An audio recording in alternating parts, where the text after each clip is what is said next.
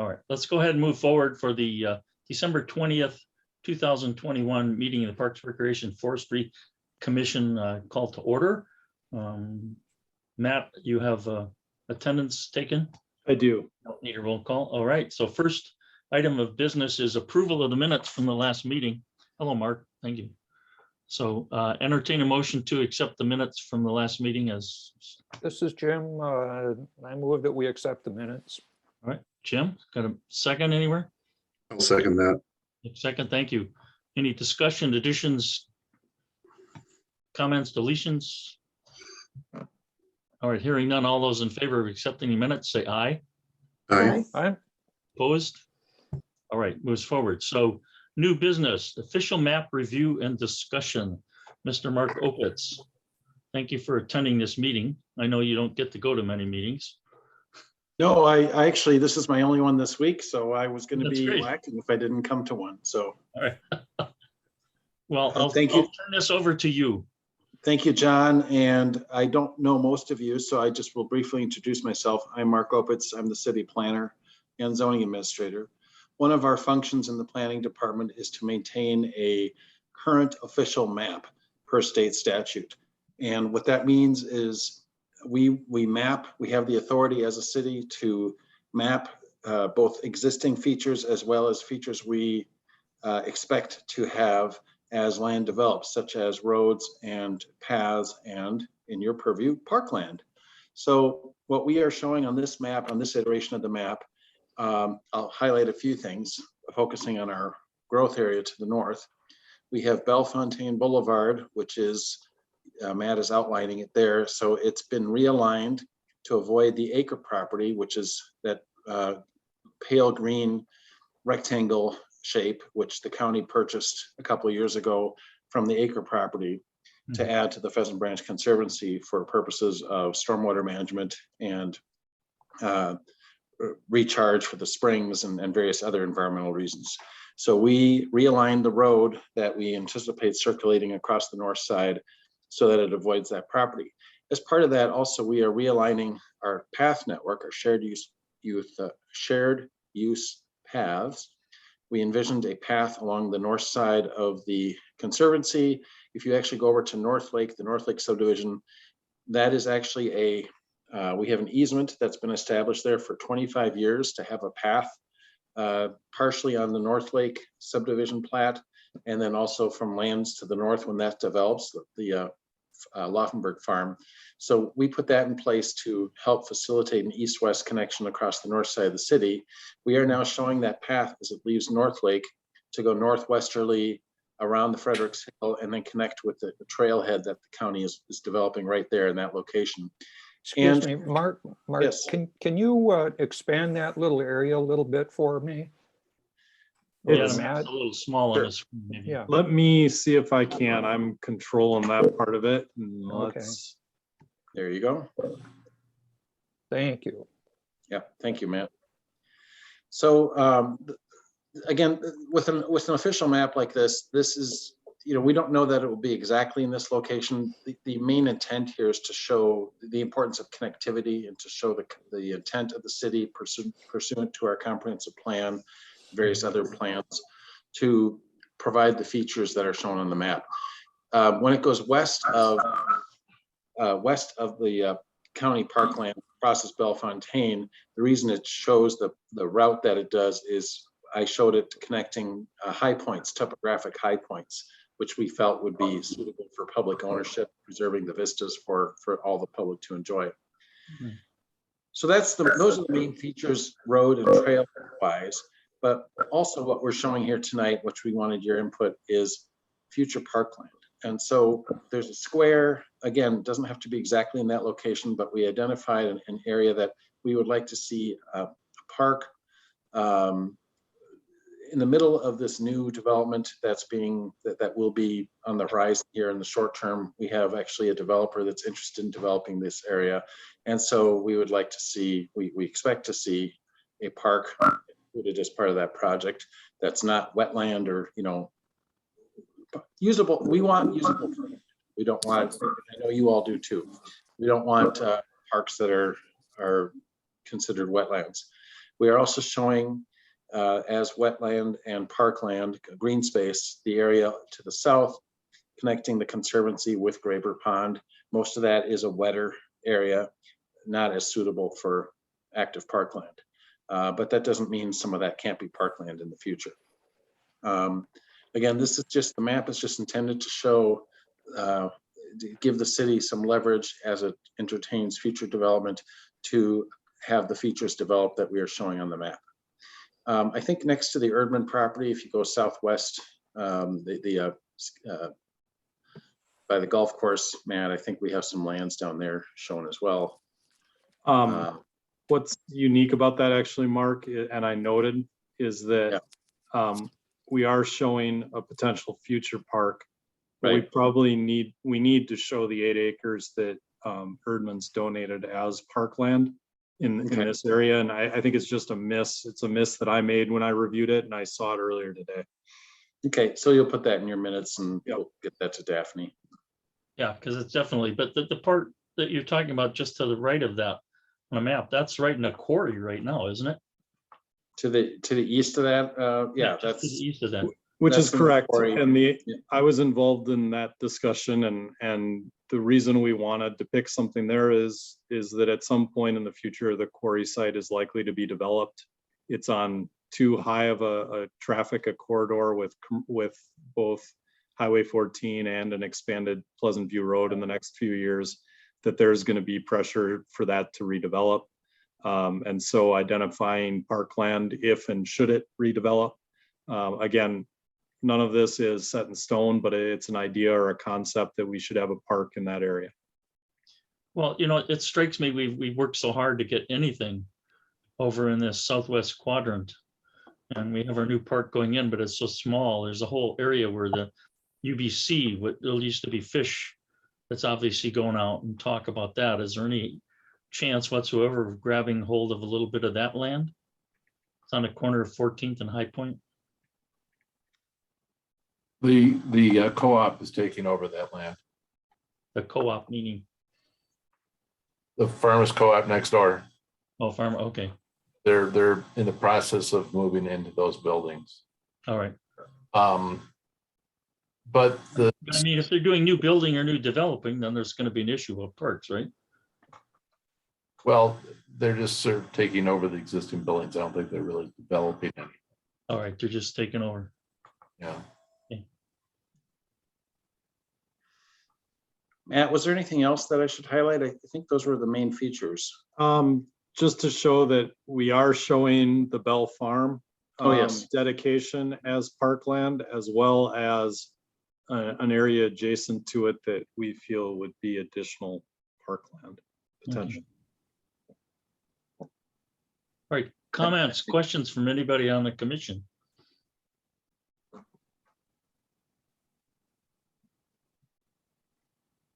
I know it's not particularly relevant, but the parkland shown in the quarry is probably some of the poor land that could be parkland. If we were to put it closer to Highway 14, it probably would be a little better. Which one are you talking about? Sorry. The quarry land. Off of across from Adjacent to the golf course. That Yeah. that it's quarry down land, yeah. here, and down I there, okay. argued for the placement of where it is, as it is the farthest west and south of the quarry property, and putting it as close to the Erdman site, and that we will have a multi-use path that runs between the golf course and the quarry property, that having it closer to existing amenities, I think I see value in both thoughts, but that was kind of the reasoning it was put where it is currently. So the square that you have marked out there is not being quarried? I'm not sure. I don't know of that. Yeah, it's kind of hard to tell from this map. So, I mean, if it's not been quarried, I agree with you. I I'm mean, looking it up it's as we're talking. over that, those units of storage buildings, probably, but it's in that, Those are way over here. are they way over? Okay, where were they? I'm sorry, they're up here off of Schwartz Road. Yeah. But the other thing to think about is a developer is going to come to the city, likely having bought a significant or all of the available quarry site at some point in the future. And this will start a discussion and a negotiation between the city and that developer. We're just identifying that we think a park should be in that space, and where it is ultimately located will depend on those discussions, negotiations, and where it's officially platted. Did I get all of that planning speak right there, Mr. Opitz? That sounds good, Mr. Amundson. I'm actually pulling up DCI map to see what the extent of the quarry limits are. Yeah, it's hard to know. I mean, you get up on the bluff by the golf course, you can see down over the quarry, but it's hard to know exactly where that sits in relation to that. My only issue with that, I understand it's a holding point, but obviously having a playground on a path that takes a long time of walking down a path to get to is not necessarily going to be real advantageous for lots of people. I mean, So- are there other pressures in that area with development, with housing that you know about, Matt? I mean, I think that'll be an interesting development when it occurs, because you've got, I try not to speak too much from a planning sense since it's not my forte, but I would think there's going to be some commercial interest in that. There's also, as we know, residential has been very common to see in proposed development. So you may see a blend of commercial and residential as part of some development there. Matt, I would, if you look at that along the quarry site there with the square for the golf course, I mean, for adjacent to the golf course, that part looks like it's quarried on DCI map. It's the western, it's the western quarter next to that. So if you take the western quarter, so immediately west of that is not quarried, but I would say that area is quarried. Yeah, it's quarried, but that's where the storage buildings are, and it's private, separate from the quarry, right? They used to have a. John, the storage buildings further, are I up. guess, but it still follows back into the quarry behind it. But Matt, am I mistaken, or do you just have a placeholder there and it will take some period of time when or if a developer comes into that the actual placement will happen? Right, and there's going to be streets, connecting streets here. There'll be some kind of street grid that we'll be able to put a park with, you know, if parking is needed or whatever amenities that are determined to go in, we'll have, you know, the appropriate infrastructure to support it. Right. It's a placeholder. Yeah, is. there's a chunk of land here that has to be parks, and if you come in and develop this, there's going to be a chunk of land you have to give up. Yeah. Yep. So as shown, that would be in the southwest corner of the quarried land, which isn't necessarily a bad thing, but it's not going to be accessible from the golf course or from the trail that Matt was talking about. The other thing to note here is there are two landowners. There's the landowner of the quarry, and then there's another landowner of what is some farmland here now.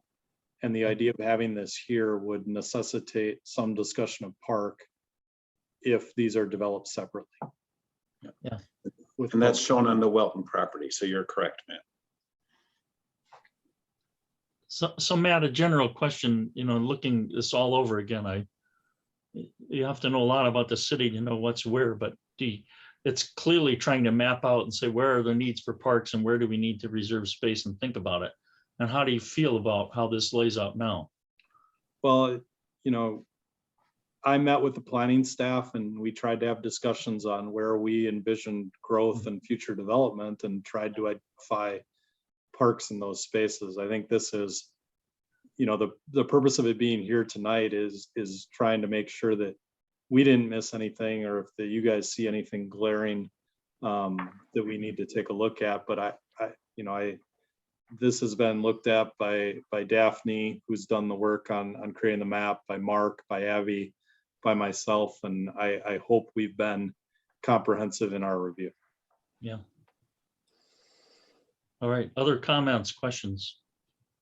The other thing just to note here while we are on this topic, is we talk a lot about Bishop's Bay, and we'll be talking more about Bishop's Bay Yeah. in future agenda items. All of this is parkland that is identified in the development agreement with the city. So that is shown, you know, some of those boundaries are going to change as lands are platted. But, you know, this is all, you know, conceptually approved by the city to be parkland as Bishop's Bay is developed. Well, And Mark, another note that I'll make is that we should show the 7 acres here of this future 50-acre park that's been developed or been deeded to the city or dedicated to the city. We should show it as city parkland. So I'll make that note as well. Thank you. all right, thank you. Yes, I'm anxious to hear much more about that. All right, comments. I was looking at, like, I know we can't, there's just not enough space to label every single park, but Orchid Heights is one of our community parks. It is not labeled as such in the map. Like it's just non-existent on the map. And even though I thought I saw like a little bit of, you can almost kind of see like a little area where it's marked, I guess, separate from the Conservancy. It's a very, very subtle change, but should Orchid Heights be labeled? Because like I said, firefighter, or not firefighters, but Firefighters Memorial, Taylor, Penny Klein, and Lakeview all are labeled, you know, the bigger parks. So I was just wondering if that one would be suitable to put a label on that one.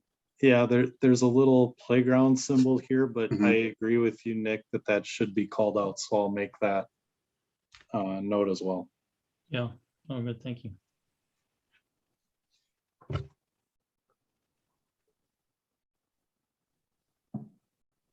No, I think it's a great process putting together this map and trying to get this upgraded. And I would suggest and hope that everybody look at it in greater detail between now and the next meeting too, so that if there's things you see, let people know.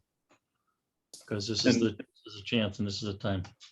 And Mark, this process, I know it was referred to a few committees. This will go to council in February. Is there a public hearing on this, or how does that? We're move gonna, forward? yeah, we're gonna schedule a public hearing. So is PRC planning to meet in early January? If you're not taking action, if you're not making a recommendation tonight? I think we should, I'd urge the commission to make a recommendation because I'm hopeful to cancel the first meeting in January. Where are you skiing this year? I'm not, but the work days between tomorrow and January 3rd are few and Yeah. far between. Well, so it's not clear what motion is or would be appropriate for this.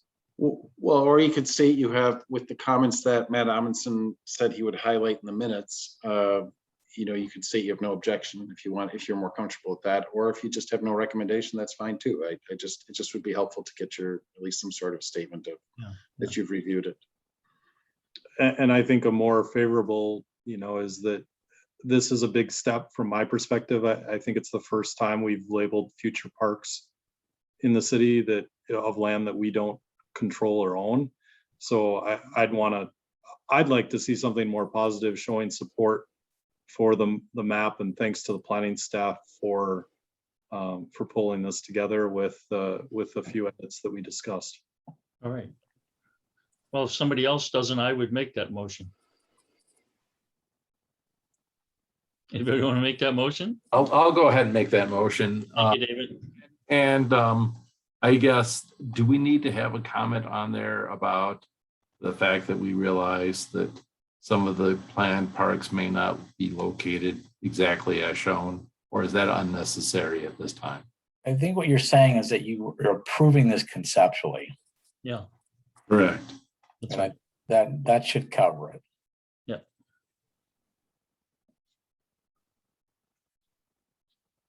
Yeah, that will very, very clearly have some amendments, et cetera. Anyways, we have a motion and a second on the floor. Any further discussion? Who was the second? Did you second it, John? I second it, yeah. All right, any discussion, comments? All right, hearing none, all in favor of the motion, say aye. Aye. Opposed? All right, thank you. Motion's carried unanimously. Let's move on to the next agenda item. Thank you, Mark, for your being here. Mark, you're muted. Oh, there you go. Yep. Thank you for your time, everybody. Happy holidays. Yeah, thank you for being here. Goodbye. Have a good holiday. Thanks. All right, next item agenda is the Bishop's Bay. And Matt, you're gonna need to bring us up to speed on this. I've either been sleeping or not really hearing much of what this is about. This just, So the overview here, and I know we have Alex Rain and Mitch Mikowski representing the neighborhood and the Parks Committee of Bishop's Bay that have joined us tonight. This is a kind of an ongoing discussion, and I don't want to characterize it as a chicken and egg discussion, but the development in Bishop's Bay has been focused on the town of Westport and has not progressed within the city of Middleton. There's some utility connections that are required to be made by the developer to ensure water utility and water access for future development in the city. And as a result, I think due to a number of factors, developments lagged within those future phases in Bishop's Bay within the city of Middleton. As we showed earlier, there's a proposed 50-acre park in the community of Bishop's Bay that as each phase of development occurs within the city, a portion of that parkland is then dedicated to the city. So in the first 4 phases of development, a total of 7.7 acres of this future 50-acre park have been dedicated to the city. The discussion becomes, when do we plan, or when do we start the planning process for this future park? The other caveat is that the payment of to pay for a park plan or the future improvements is going to come from park development, which funds would come from future phases of development. And so because neither of those have happened, there isn't a funding source, and some change in state law, there isn't a funding source to move forward with the park planning or park improvements. So the neighbors there's been some surveys done, and this proposal would have, I believe it's the HOA, paying the upfront cost of the park plan, which there's a proposal from Parktecture that's been prepared to kind of do a conceptual plan for the 50 acres. There are some benefits in getting that conceptual plan created. Most notably, we already have some residents that have moved in that are concerned about wanting to ensure that there isn't an active use of the park land behind them and some of those kind of things. And so by having a park plan prior to more houses being developed, we avoid some of those not in my backyard discussions. The primary concern that I have is that until I'd like to know a timeline and see a timeline of when this development would occur within the city. I think obviously once those discussions, once the utility issues are resolved, and once there's discussion of platting another phase of development, I think there'd be appropriate time to design that future park. I think there's a bigger discussion about what to do with the current 7.7 acres and how to proceed with that. I've talked a lot and given you a lot of my thoughts. I'm curious as to what everyone else thinks. I think there's benefits and concerns on both sides of this issue. And I'm a little concerned about the payback being December 31st of 2023, as I'm not sure that development is going to occur within the city. It could not, but I'm not aware that the city's been informed that any development is likely to occur in the city by that time. So, and obviously the agreement our attorneys have taken a look at it, and I advise them not to spend a lot of time on this and to kind of see where PRFC stands and how we want to proceed before the attorneys dive into this. Obviously terms can be proposed, adjusted, discussed, but I think the starting point of discussion is how does PRFC want to proceed on this issue? Well, could we move backwards and just and take a look at the whole larger thing? Ultimately, there's going to be 50 acres of park. And who's going to own that parkland and who's going to be responsible for the payment of that parkland, et cetera. I mean, that's what I don't see yet is what the end game is. So John, long before I was with the city or you were on PRFC or Plan Commission, all that was agreed to. There's a development agreement between the city and the developer Yeah. that says that's a 50-acre park that'll be dedicated to the city of Middleton and be the responsibility of the city of Middleton. Okay. So that's already, and there's other parks as well in future phases, and but that 50 acres or roughly 50 acres, I mean, obviously boundaries will change a little bit as development occurs, but that's part of the development agreement, and that's even, say this developer decides to sell the development, a new developer would come in and still be held to those same terms and responsibilities. They could come back and try to renegotiate with the city, but it'd be, the city'd have to agree to that. That's a legal agreement between the city and the developer. Okay. Matt, I'm going to suggest that if it's possible, you can bring up a Google Maps view of this area or some type of mapping of this area. Yep. And the reason I say that is because part of this, the developer agreement was there was a recognition that this 50 acres would be unlike many of the existing parks within the city, because it's literally a ridge in the development. Yeah. So there's not going to be capability of sports fields, soccer, baseball, football, whatever. There is literally a ridge back here that this was thought to be, again, it's going to be called something along the lines, it's being referred to as a woodland park. Yep. And there literally is a ridge here where this park is. So just to get everybody's mindset that this is not going to be what we would consider active recreation space like baseball, soccer, etc. Oh, and I've shared with the commission previously, and we have new members, and it's good to revisit that this will be a unique opportunity. There's terrain. There's a portion that's wooded. There are Native American effigy mounds on the site that are categorized and identified and on record with the State Historical Society. So it is a very unique site with a lot of different terrain.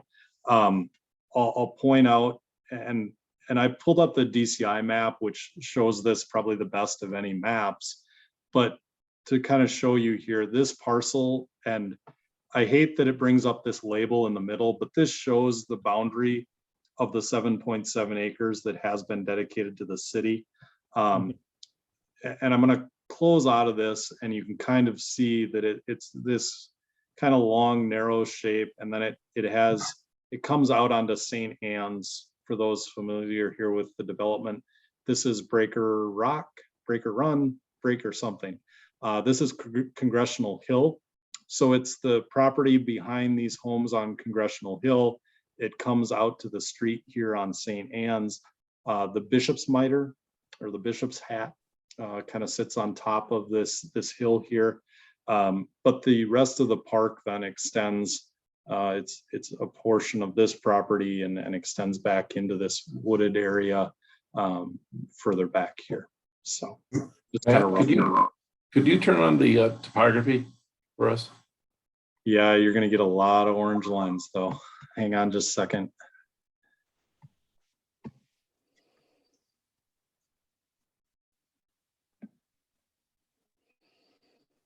Yeah, I was actually on the parks. I wasn't chair, but it was on the Parks Committee when this came up, and it was a sense like the particular developer was looking to have to give the land, and whatever land he couldn't build a house on was the land that became the park. So we got the land, but it's not problematic, but it's a very different concept of the space, and I think it's going to be uniquely new to figure out what to do with it. But tell me what the pressure at the moment, Matt, as you said about people have already moved in.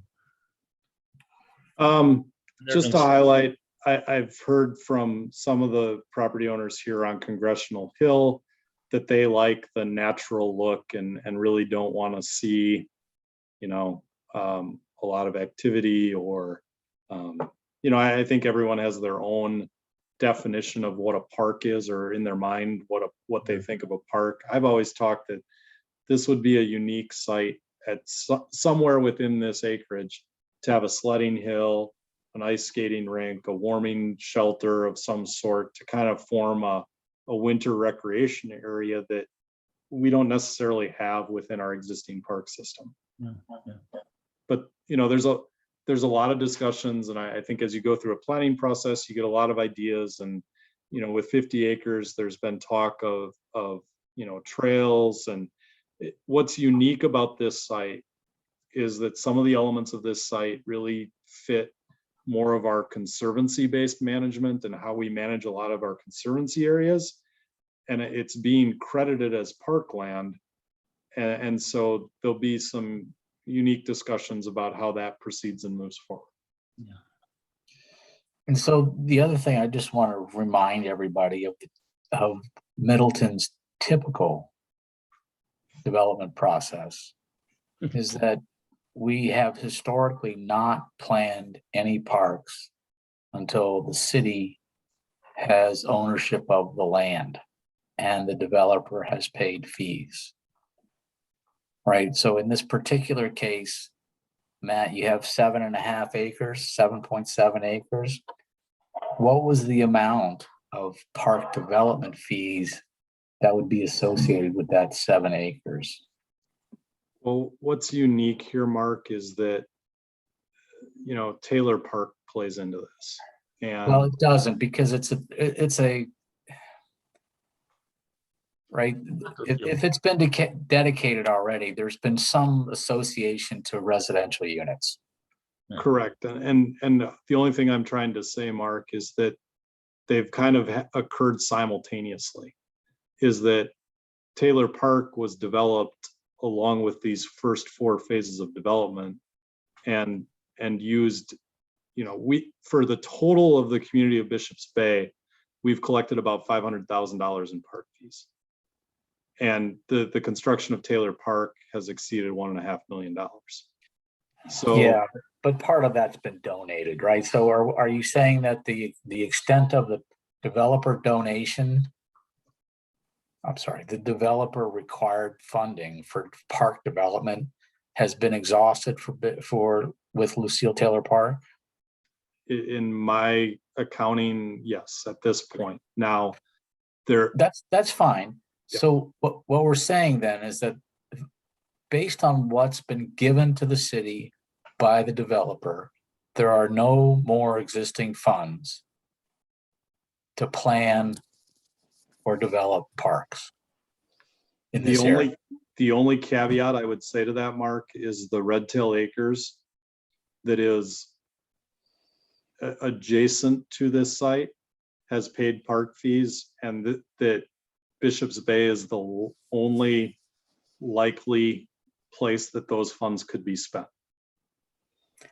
I could argue you could take that money and start work on the trail that's supposed to be on the north side of the North Lake property, right? Except that we haven't used park fees historically for trail development, but yeah, and it's not to say they couldn't be spent on an improvement project at Orchid Heights as well. Right. So in a historic accounting for this, there are no funds available for park development, which would include park planning.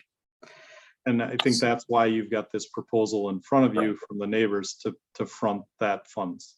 And I would caution the committee here that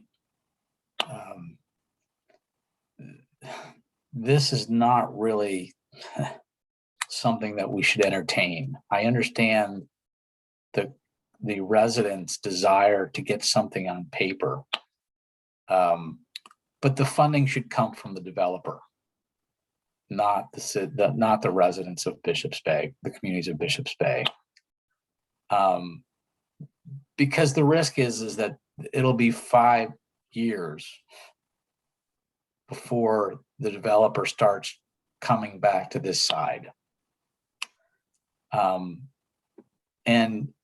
So I'd have two concerns. Number one, that, you know, you may not be a resident of Bishop's Bay in 5 years when theoretically your homeowner's dues would come to fruition in getting this thing planned.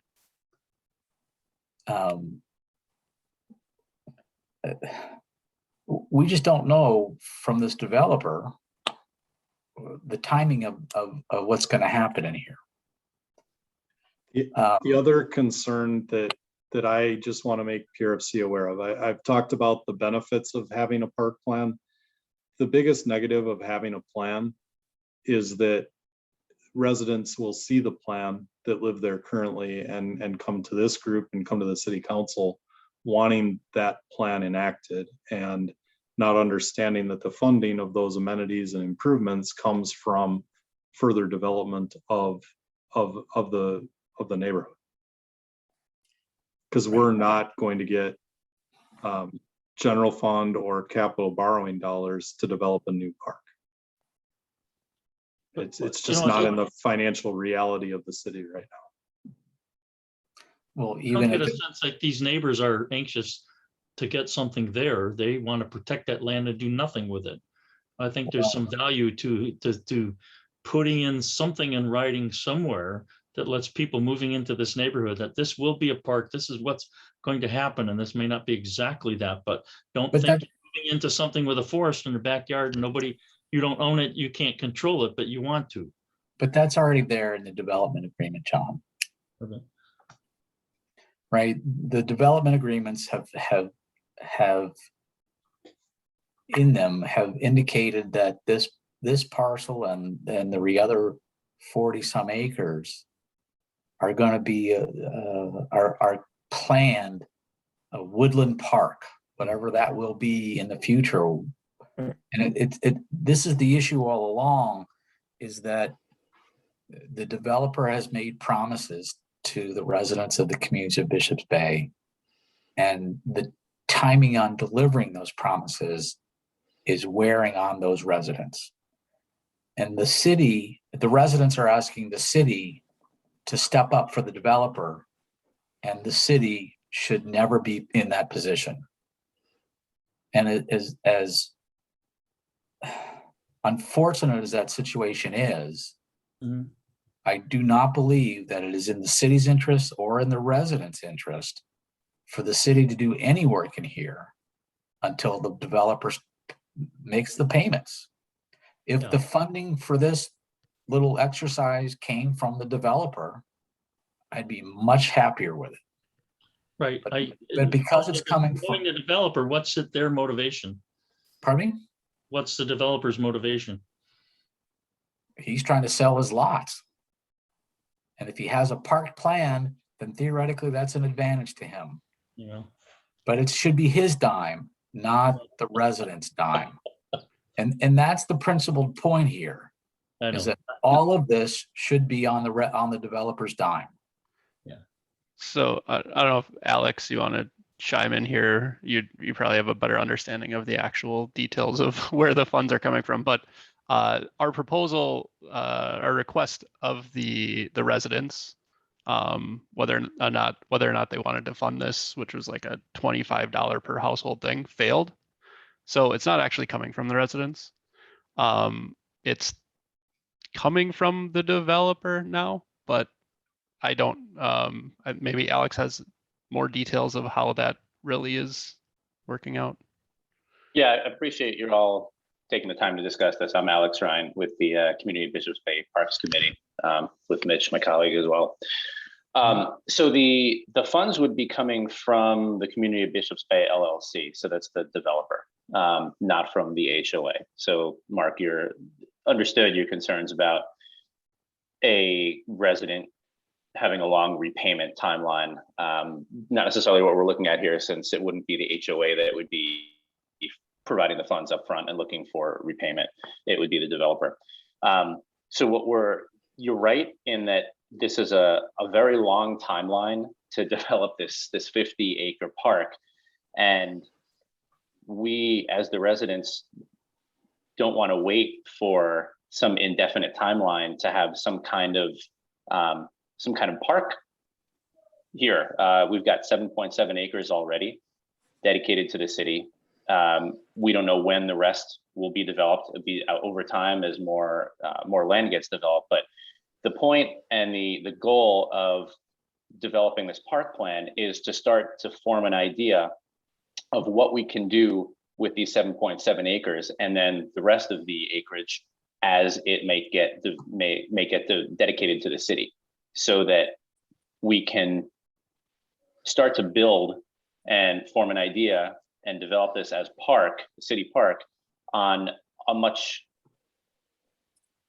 on our timeline, as opposed to some indefinite timeline that we don't know when the rest is coming. So we're trying to take matters into our own hands and asking the city to partner with us, since we are residents of the city.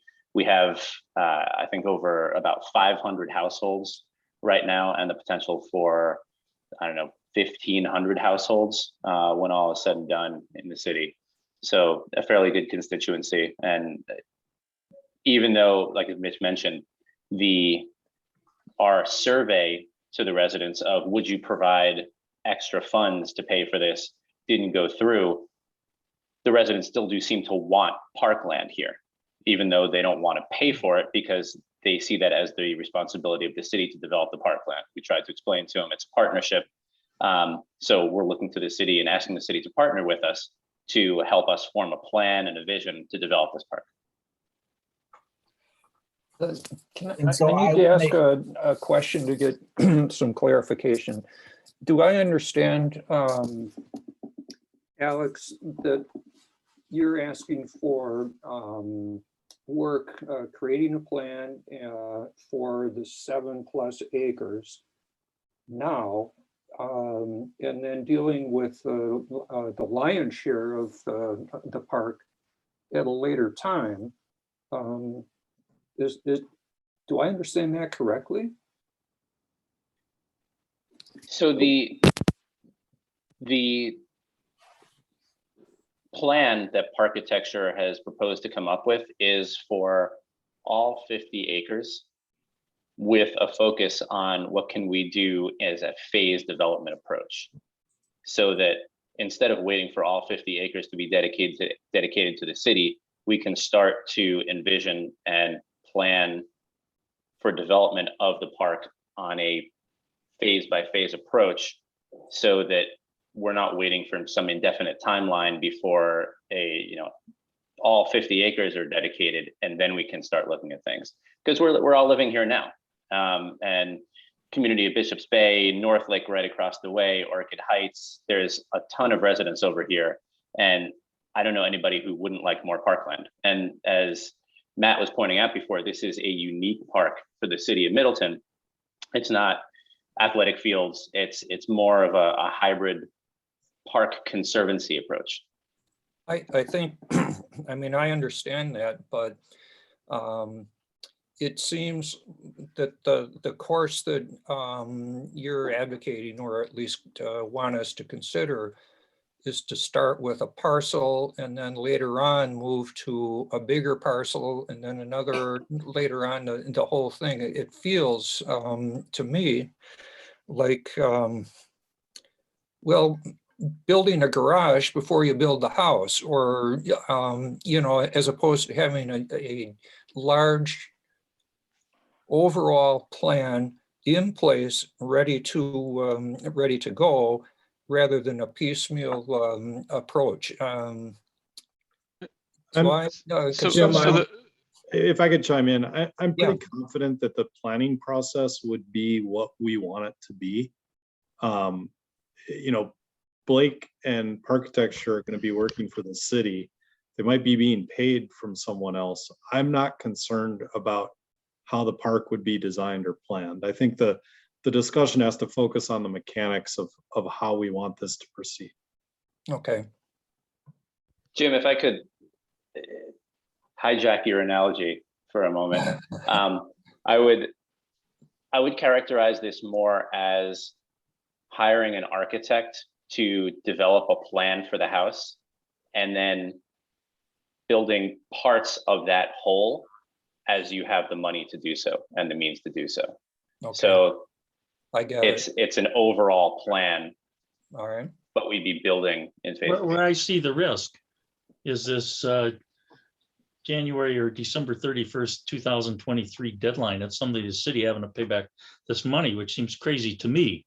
I'm not saying this all has to be done and figured out in 1 year, but the city owes it back. And we don't have the land and we don't have the park. And I'm sorry, we can plan in the future. And your analogy, Alex, about a house is great. But if, if I paid out all the fees to design a house and then a person is going to give me the lumber to build it, reneges, and what I do, I'm out the fees and I've lost it. And I think that's a big risk. And I'm not sure why this really tight 1 year deadline on the city suddenly being on the hook for this is in this contract. It makes no sense to me whatsoever. Right? It's 2 years. All of 22 and all of 23. But Along Okay. those lines, I just trying to focus the discussion because this could go many different ways. If there's interest in accepting this offer from the developer, my suggestion is to direct staff to work with the city's attorneys to draft favorable terms to the city to propose to the developer and bring back for future discussion if there's interest in pursuing this. yeah. So Alex, how long have you been a resident over in Bishop's Bay?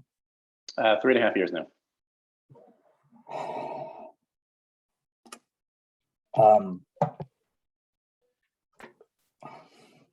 And I'd echo Matt's comments in that the terms in this agreement are just first draft terms. We're absolutely willing to negotiate on payback timeline as well as anything else the city might want to discuss.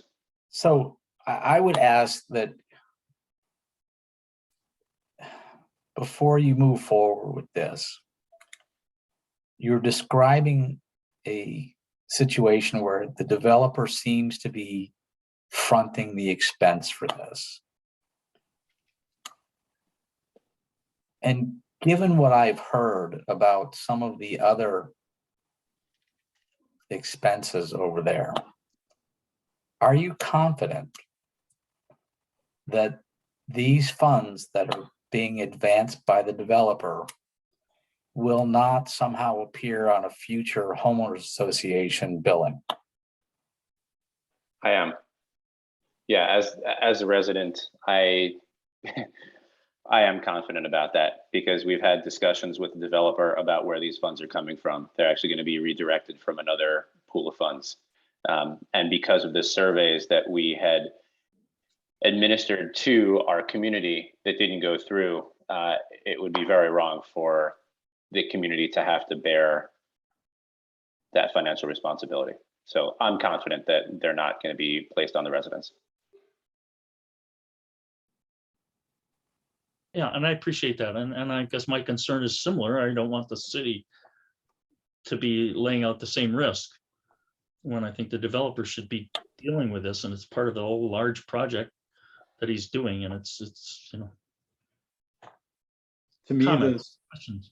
to me, the easiest thing here is to talk with the attorneys about how we structure the agreement that the park development fund reimburses the developer for these fees at a point where development has occurred in the subdivision to have funds available to pay back these fees, but not before. I would argue it's not even that. I would argue that there is no reimbursement, that if and when the developer decides to dedicate future parkland and pay development fees, that these amounts be netted against what is he owes Basically the a city. credit. Yes. Yeah. That once this comes to the city, there's no hope of ever getting it back. Right? It's an expense of the city. It's an expense of the developer. That would be a minimum requirement. I don't know that I'm there yet about fronting this because of the experience that I'm aware of with the developer. Well, I hear what you say, Mike, and I think I agree with most of it.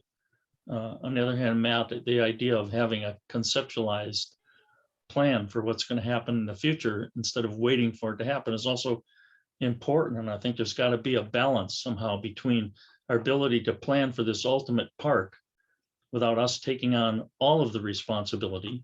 On the other hand, if we shun any responsibility, then nothing will happen. And suddenly we'll have maybe not 50 acres, but by that time, who knows what's going to happen.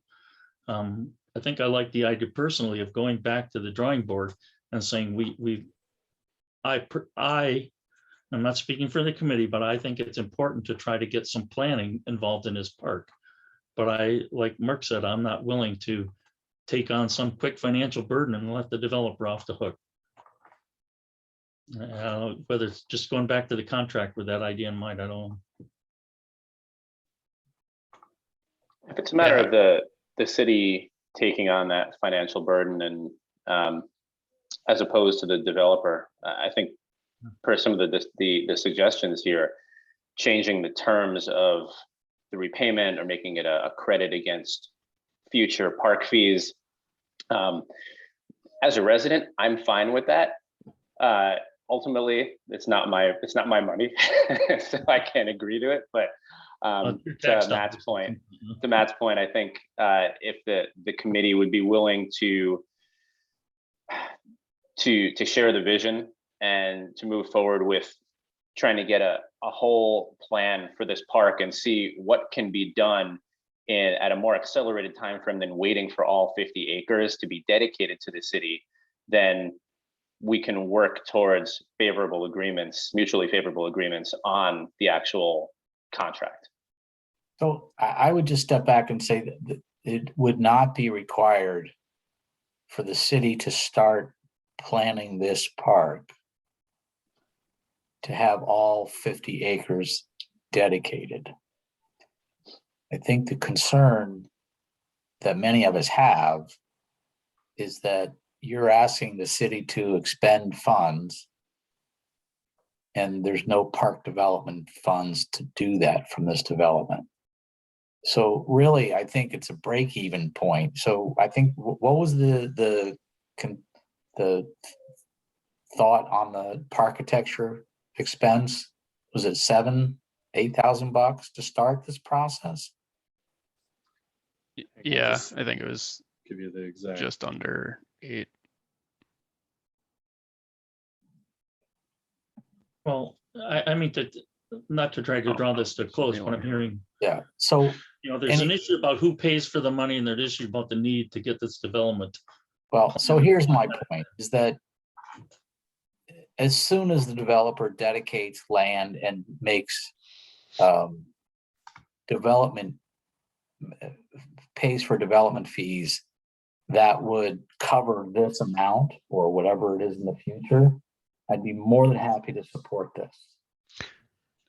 So the issue with that is, as Matt pointed out, there aren't any plans currently for a phase of development to happen in the city of Middleton for, I mean, the developer and ask him why he's not building as per the plans, right? This is not the city's issue. This is the developer's issue.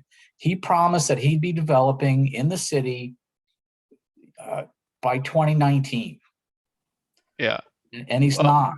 And so- you're asking the city to take the responsibility for his failures. We're coming with the funds to cover this. So I don't know where the city's responsibility would come in there. I agree that the terms should absolutely change such that it makes sense for the city to go ahead with this. I'm not saying that the terms are what they should be, but if the funds are provided, what we would the current plot that is city parkland has been sitting there for, I don't know, 3 years now.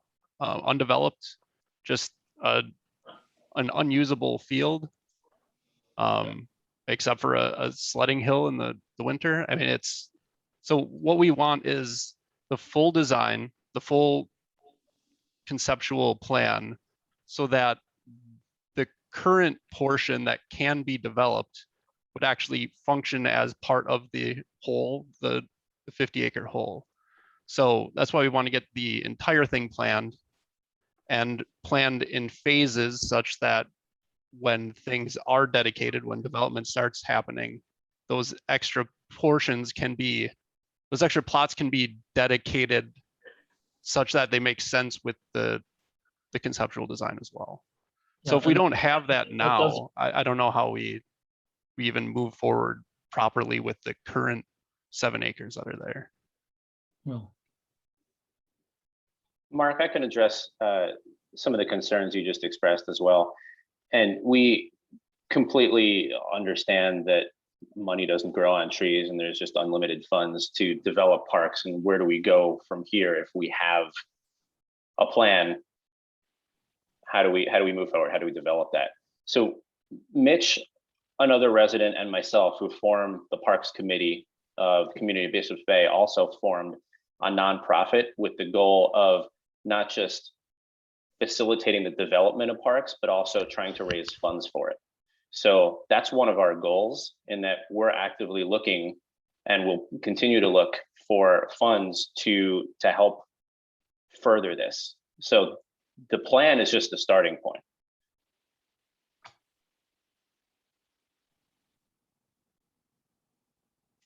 And if favorable terms for the city mean that the developer provides these funds and it doesn't get repaid, it's not my money. I'm okay with that.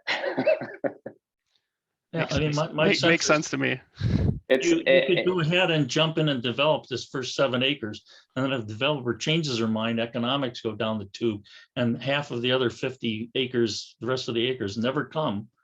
Then the whole plan that was put in place under the presumption falls apart. Yeah, the city's taking the bulk of that money. I think, to me, and I'm getting a little bit of consensus here, is I think we all would like to see a long-term plan and would all like to see this happen, but we're not ready for the city to be putting the money right out now to save the developer. And I'm sensitive to the fact that you live near this land and you'd like it to be developed. It was the developer who sold you the land, who told you this was all going to happen, and it's not happening. So I think it's still, the burden falls on the developer to be responsible for this until it's all done. Yeah, I'm not going to argue that. We still have 7.7 acres that is city-owned parkland at this point. That's what is the plan for usage of that? Matt mentioned a few things that he had in mind. We love to see some things. The goal that we have for developing this overall plan is this vision for a larger park, but as I mentioned before, developing in phases. So if something happens, let's say the remainder of the land never gets dedicated because other development doesn't happen, or it takes 20 years to do so, we could potentially still move forward with development of the 7.7 acres, and it would make sense by itself. And then as more, if more land gets dedicated to the city for parkland, it would fold into the larger vision of the adventure park. And I understand the issues that the city and the concerns the city has with the developer. At the same time, we are residents of the city of Middleton, and we're asking the city to work with us on this. And the developer is willing to at least provide the funds up front.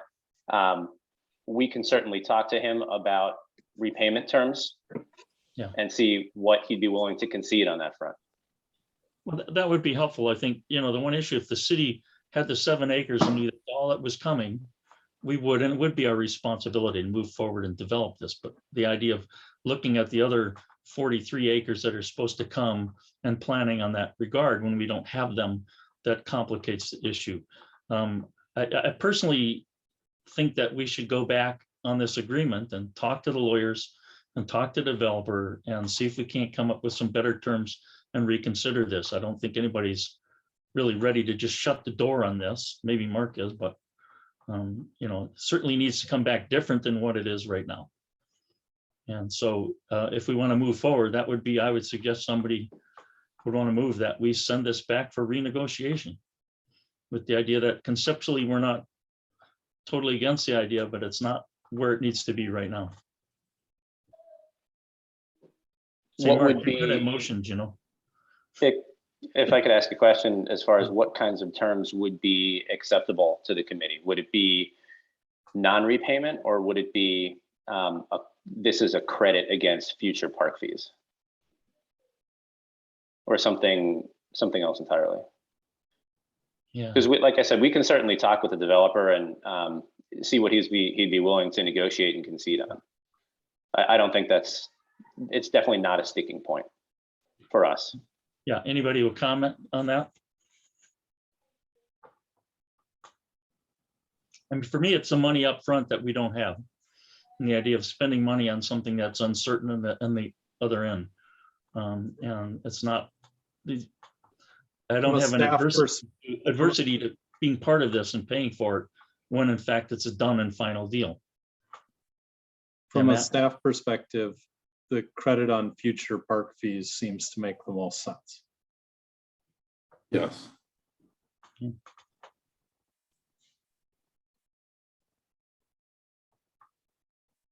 Mr. Sullivan, your comments? Again, Well, I your think, thoughts, okay? so I will just reiterate that this is way out of practice. Yeah. For the way things are supposed to be done. I understand the frustration the residents over there have with the developer. My concerns, I think, are twofold, and we've addressed one of them. Actually, they're threefold, right? So the repayment, if we entertain this, there should be no refunding of any of these funds. They would be a credit against future parkland development funds. Mhm. So then that's the second piece. The first, obviously, is that this is a departure from the normal process for this.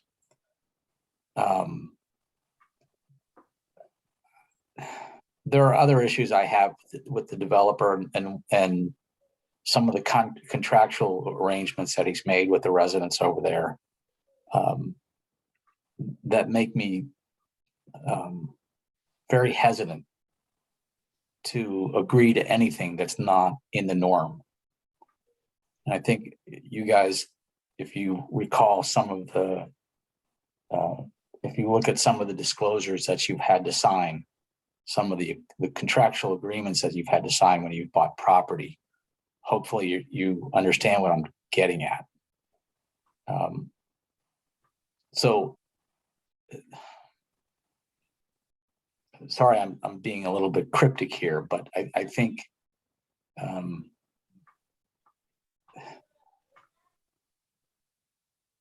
Well, some of us know who you're talking about, and we understand.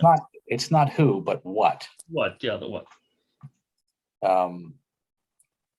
I would just prefer not to get involved in this at all. I think the city should just run away from this. Mark, I think I know what you're talking about in terms of the covenants that we had to agree to when we moved into the neighborhood.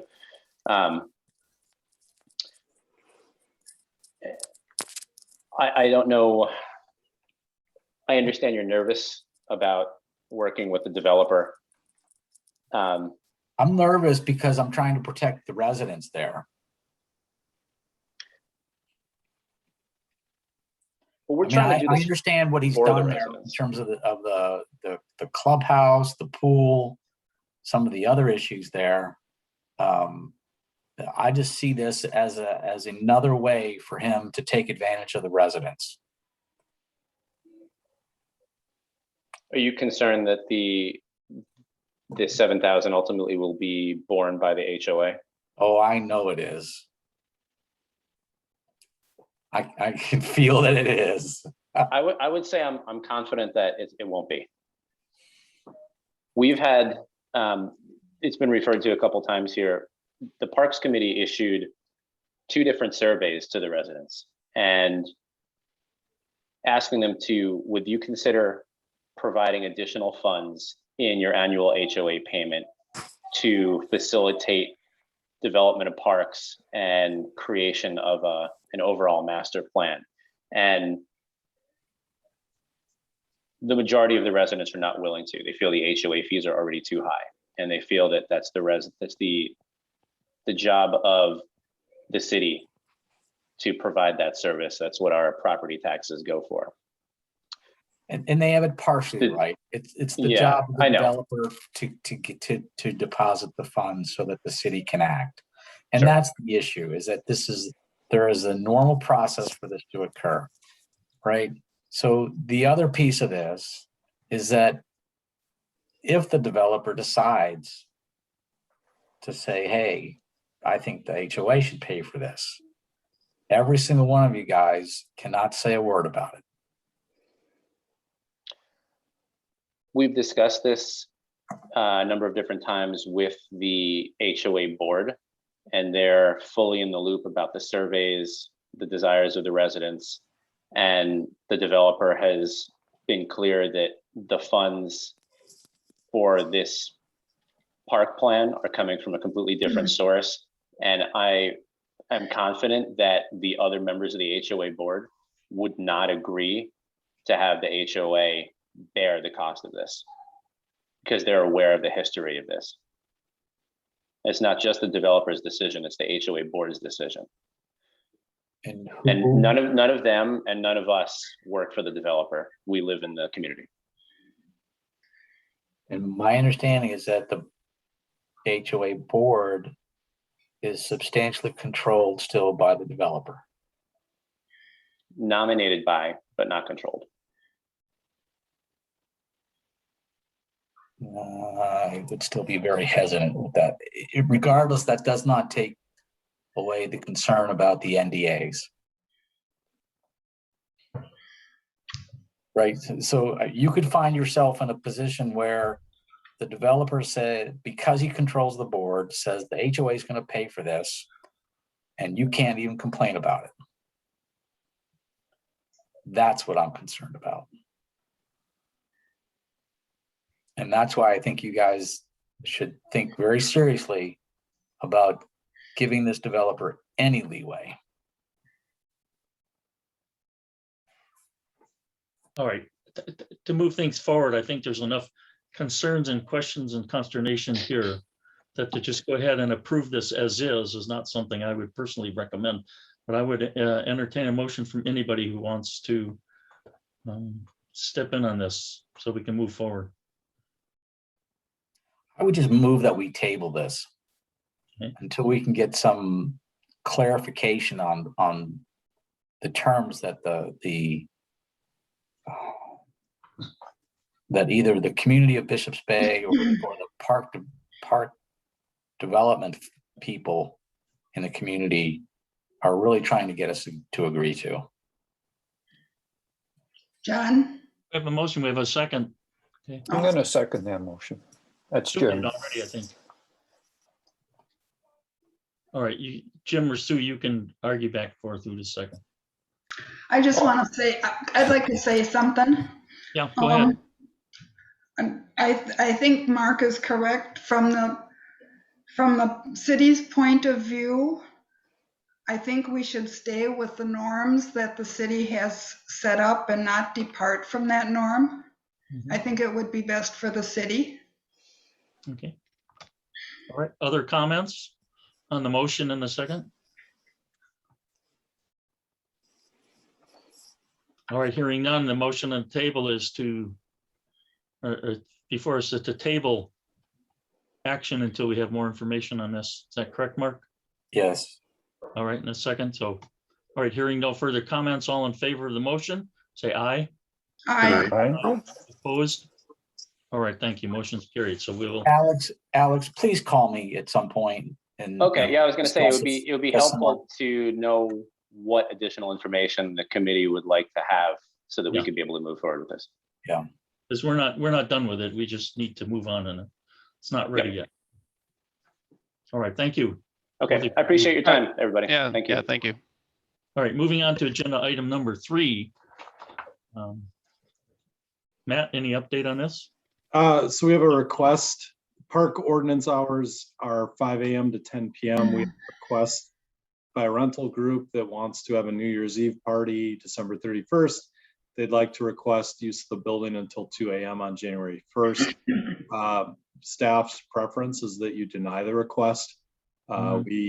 Staff feels the ordinance was established. This is a night where I'm not saying anyone has ill intent or anything along those lines. It's just not a night that we think that our park facilities are set up to accommodate a request like this. I would agree. I don't think it would matter what night it is. You know, somebody wanting to party until 2 a.m. I think I would not set a precedent that we did it for one party. Not another. I just don't think it's a good idea. Is that a That's motion, my Joan? opinion. Yeah, is that a Joan? motion, Joan? Yeah, I will motion to All deny right, it. your second to that motion. I'll make a second. All right, David, second. Discussion, I would agree completely. I think when we put up the new shelter and built it, there was concern that somehow it was going to become a new community building. And it's a park. It's not a community building. And I think this is an example of somebody needs a big space to have a party. And that's not what we do in our parks at 2 o'clock in the morning. So I'm totally in support of your motion. Other comments? And again, I don't think the requester has any ill intent. I think they'll probably run a really nice event, clean up well and all that. I'm concerned about the precedent it sets for the next group. Right. That's right. right. I don't want this to become an event space. I want it to remain a park space, usable for park functions and the things we do in our parks. All right. Any other comments, discussions? All right. Hearing none, all in favor of the motion, say aye. I, Opposed? All right. Motion carries unanimously. There you have it, Matt. So on to number 4, project update. I included a lengthy project update in the packet and hopefully had a chance to take a look at it.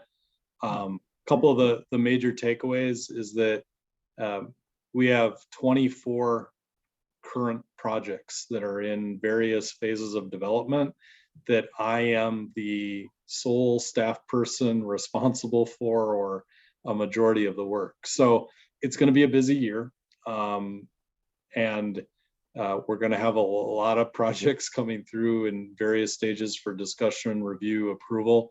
I'm going to try and keep this updated for my own sanity and try and get it on the website to be able to communicate with the public as well. A couple of the highlights, a majority of the work, we're at substantial completion on firefighters on the ADA stormwater work. It was an interesting project. There were some challenges. I think in the end, we've accomplished our goals.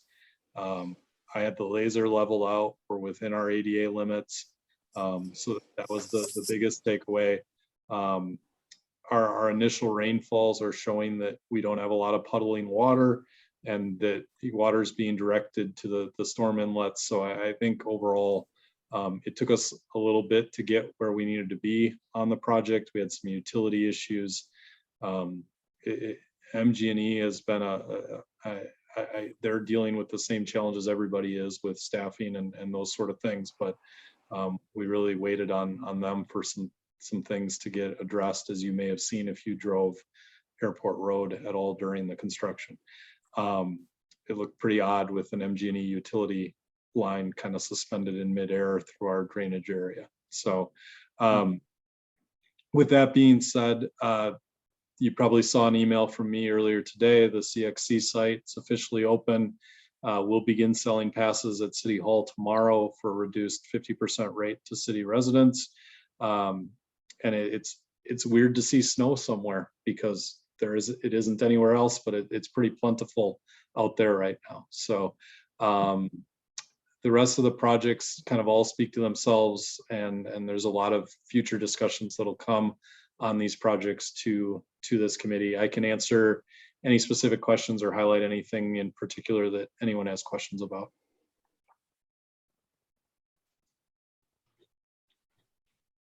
Go for it, anybody.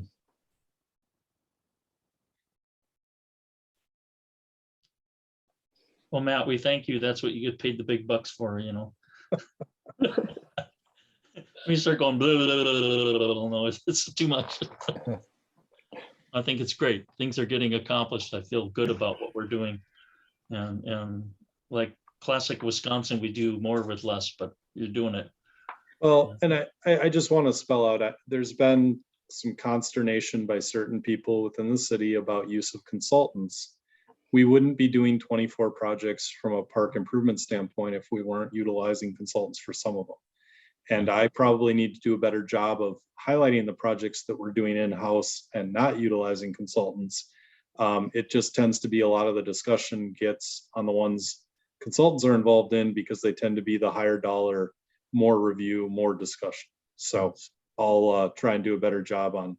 And I don't think that those concerns were necessarily directed at parks. I think it's an easy thing to say when everyone's concerned about money. But I'll also speak to, there's a number of projects that happened in the past in the city that really could have used a consultant. And we maybe would be in a better position today in terms of sustainability and long-term investment than what we are. So it's easy to say that as still the relatively new guy, but at the same point, I want to make sure we're spending our money wisely and doing the best for the community and ensuring that the projects we do have a long-term value. So Just to let you know, you're not the new guy anymore. You've been around a long time. I know. Start counting your years. No, I think we all appreciate it immensely in all my years on this committee, how many times we've gone to projects that have been expensive. And you say, well, I think my guys can do it and we can handle this part of it. We can handle that part of the job. And as you say, maybe you don't toot your horn well enough, but we certainly hear it, how much you're throwing your crew and your people into dealing with what's a lack of money and say, we'll make it work anyways, because it's clear it's important to you. So I want to thank you immensely for a good year and for all you do and that you keep doing it and don't burn out. Well, they collectively love, stay around some more, okay? They collectively love when I offer them to do work. So Yeah, I'm sure they do. Anyways, any other comments? Yeah, just want to thank you, Matt. We would all fall apart without you. So go ahead, Sue. Sorry. I was just gonna ask Matt the question about this picture with the ski trail. So that's actually snow on there right now? Yep. Yeah. Wow, I'm gonna have to go see that. The only people who can use it are pickup trucks putting big tire ruts through the middle of it. I will say, I know some of you have gotten to meet Yuri and he's been at meetings. The man has a passion for the work that he does and is really committed to making this a successful venture. And I'm, the road project and getting the parking lot in, there were, every project has bumps, but seeing snow up there and seeing people ski, it's really exciting. And I think that this project has as much potential for tourism impact, recreational access for the community. It's really, there's a lot of potential great things to happen, and the views alone on the site are worth getting up there and exploring. And this spring, summer, when the trail system opens up, it's just a really neat entryway into the start of the glaciated area and the driftless area in Wisconsin. Well, again, thank you. And I think I speak for the committee. Please convey to all of your staff and everybody you work with and yourself that we are very, very, very pleased with what you're doing and your energy, and let them know, please let them know. And I guess Thank there's you. no other further agenda items, so I could say happy holiday and I make a, Number 5, please. oh, number 5, I didn't see number 5.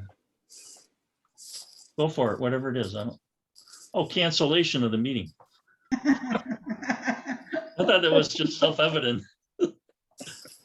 Okay, do we have a motion to cancel a meeting of January 3rd? So before you get to that, I just want to make sure everybody understands the impact of what we did by tabling that Bishop's Bay discussion. Okay, go for it. In order for that to come back, since we're not going to take care of it at this meeting, Mhm. there has to be a motion to bring that back to the table.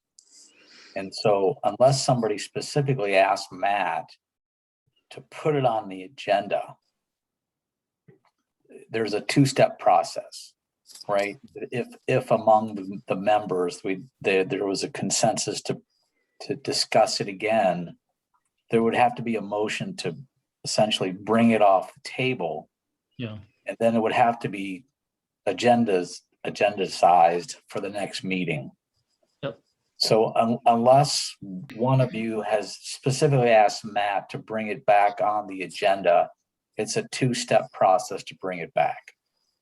no, but it also holds a potential that Matt could let one of us know that he thinks it should be brought, and then we can make that kind of motion. Right, I mean, You're the chair. Theoretically, you and Matt are coordinating the agenda. yeah, okay. Well, so we will consider that as we move forward. But I presuming there's no motion at the moment to put that back on the next agenda. If what I will do is if I receive a request or an updated proposal, or they want to talk further, I'll let them know that a commission member has to request that it be on the agenda. And when they submit something, I'll share that with all of you. And if someone wants it to come back on the agenda, you'll have to let me know. That sounds like a perfect way to do it, actually. But thank you, Mark, for the info. All right, so anyways, we do have a motion on the table to cancel the January 3rd meeting. Do we have a second? I'll second that one. Oh, good. I thought everybody wants a meeting. Okay, any discussion? Hearing none, all in favor of the cancellation, say aye. Aye. Opposed? All right, so the January 3rd meeting is canceled officially. So the next meeting will be the 17th, I take it. Is that the correct date? Was it? That's Martin Luther King Day. 18th. Okay, yeah. What day will be? Oh, Do we have, isn't the 17th Martin Luther King Day? Would we have a meeting on that day? yeah, that would be the next one. Okay. Yeah, Okay. We would have a meeting because we function as normal that day as a Okay. city. yeah. Okay. All right. All right, I would also entertain a motion to adjourn. I move, so move. Thank you, Sue. Second? Second. Second, thank you all. A second, all second at once. Anyways, you all have a really great holiday. It's been fun, and we'll see you all back. Presuming we approve this on the 17th. All in favor of the motion? Aye. Aye. Opposed? All right, thank you all. Have a good holiday. And Happy holidays. Happy holidays, everyone. Happy Thank you. holidays. Happy holidays.